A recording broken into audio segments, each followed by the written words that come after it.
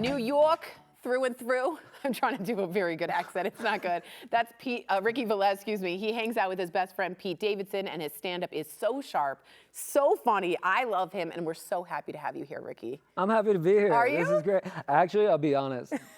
Can I be honest about Denver? I love it so much, but like, how much lotion I have to apply to my body is crazy. It's a dry, arid state. You get a chapstick, water, constant I've never used chapstick on my forehead before. This is out of control. It's a full Vaseline bath. You have to get used to that. But I like it. The altitude, yeah, all of it's been great to me so far. Yeah, I woke up feeling pregnant. Yeah, you feel awful when you get here. My mom's jaw hurt. I was like, all right, let me ask you something. When did you know growing up that the funny stuff around you was going to make you a living? Oh, not for a while. Really? I tried a bunch of stuff before this worked out.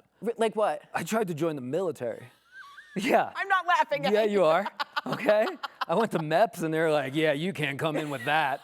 And then I was like, yeah, I got nothing else. So I started doing, I went back, I went to high school, I went to a performing arts school. Really? And then after that, I just talked with my friends and then found it funny, yeah. That's the best. Yeah. Theater kids right here. Okay, so everyone wants to know, how did your friendship with Pete start? It just started through comedy. We met each other young. Yeah. Yeah. It's like a tribe. Yeah, you just run across those people all day in comedy. You make friends with these people. It's so fun. If you guys don't know, I was a stand-up and I have friends there. I was not very good, but I still have friends out that are comics because they get you. Oh, I mean, they're the best people to be at parties with. Like you got to find them if they're in the room because like they don't want to be there either.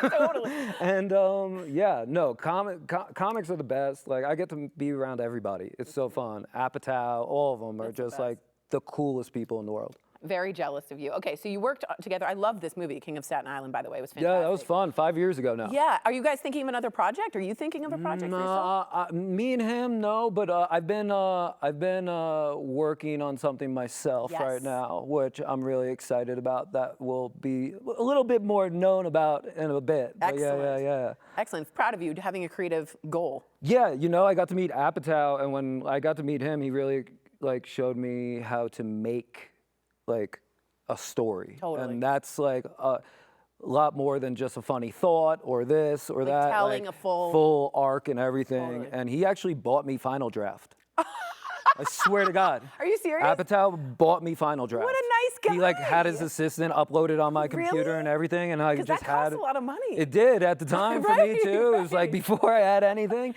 he bought me Final Draft, and then like I sat in COVID working with him. Oh, wow. So my COVID was just working with Judd. It was awesome. Oh my God, I was gonna say that's a good Judd right there. We took a deal together in COVID, and I just learned how to write through that. I mean, you can't get a better mentor than that. You no, really that's the only, like he's really the best guy through and through. Yeah, family man and everything. Yeah, oh, I know, right? With Leslie Mann. Let me ask you this: we both deal, and we've talked off camera, just so you guys know, about mental health. Yeah. I have struggled really badly with anxiety and depression, and I'm trying to break the stigma and talk about it all the time. You also are pretty open about it. Just talk to me about when did that occur for you? Like, how do you incorporate that into comedy? I think it's something that's so like, it's very delicate in my life. I have to pay a lot of attention to it if I want to have a good version of it. So it's every day. So if I'm gonna be doing comedy, I'm gonna be talking about it. Yeah. And I've also noticed how people draw to it. It was relatable. One of the joke we were talking about earlier was one of the first jokes I had written about anxiety. And I remember how many people reached out after that. Yeah. And that's the type of jokes I like to do, where people are like, oh, I like that. I also like that people like know something or two about me before I get off stage. That's true. Right? I knew about you when you walked in. I was like, this guy, we're gonna talk. All right, so are there any topics? You're gonna be at the Comedy Works. Okay, you're gonna be Comedy Works. Yes, Thursday, Friday, Saturday. 2 shows Friday, 2 shows Saturday. Amazing. Yeah, it's what was the question? You What said limits, right? No, any topics that you are bringing up? Microplastics. I'm talking about a lot of microplastics. They're all in there. Are you worried about I'm them? very worried. Why? Because the sun hits the bottle and then gets in the water, and I have a credit card's worth in my brain. Yeah, but you're cooked. Like, why are you fighting now? Don't make my anxiety You're worse. done. You had a cup of noodles, you're done. I know. You're done. Now they're like, we're in paper cups. I'm like, why? Explain the why to that.